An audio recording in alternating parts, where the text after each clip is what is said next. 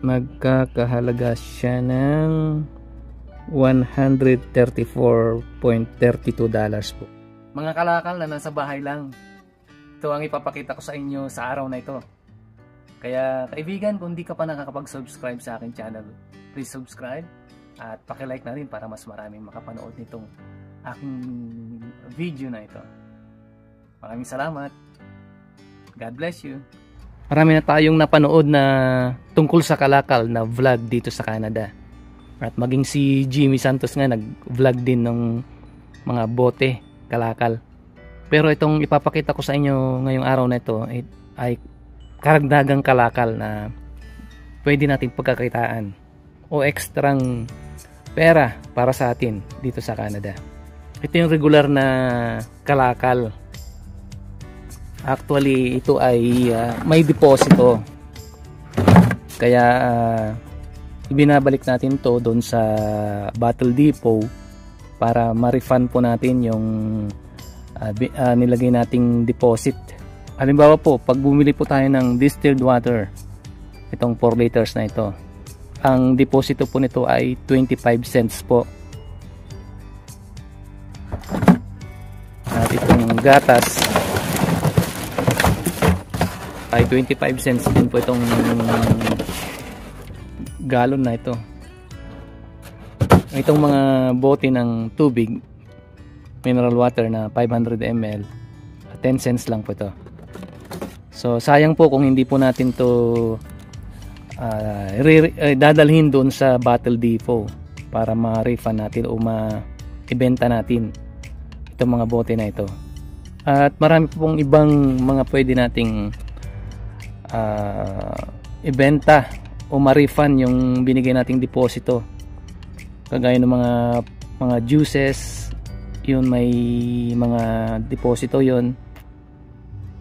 Yung mga bottled drinks, beer, mga ganon, aluminum cans ng beer, at ano-ano pang mga beverage containers o kaya mga milk containers, water containers. Yung mga karagdagang kita po natin sa kalakal ay itong mga scrap. Normal lang po dito na masisira po yung ating mga washing machine, yung dryer po natin. So instead po na itapon natin kaagad to sa salvage center o sa mga recycling center na tayo pa ang magbabayad, ay scrapin muna natin.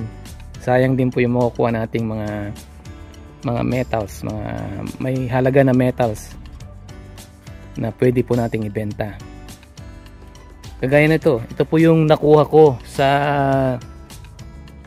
washing machine na nasira dito sa bahay, at ini-scrap ko muna. Ito yung mga nakuha ko po. May mga wires tayo rito, aluminum, ito tin, ito mga to nabibili po. Pero yung lata, galvanized steel, hindi po nila binibili.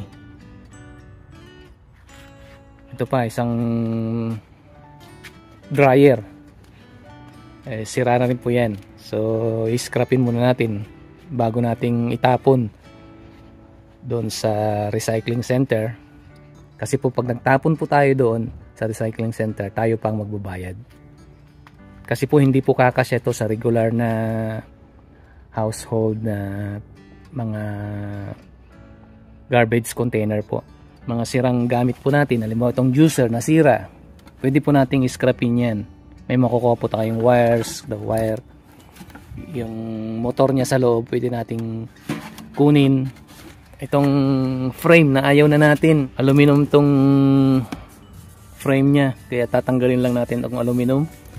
Tapon natin tong kahoy na nasa likod niya, at saka itong glass. Yung huling na ibenta natin na mga kalakal, mga metals po na binibili nila. Ito po, magkakahalaga siya ng $134.32 po. Yan po yung nabenta natin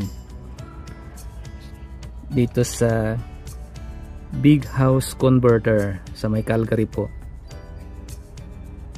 Marami naman po sila mga branches dito sa Canada, kaya hindi po problema ang magbenta ng kalakal. Ayan yung mga nabenta natin. Naka-itemize po. Sa susunod na video natin ay papakita ko po sa inyo at dadaling ko kayo doon sa tapunan o salvage o recycling center. Pero doon po tayo po ang magbabayad pag tayo po nagtapon. Maraming salamat sa iyong panonood, kaibigan. At hanggang sa susunod na video, asahan kita. At huwag kalimutang mag-subscribe po at mag-like na rin po. Maraming salamat and God bless you.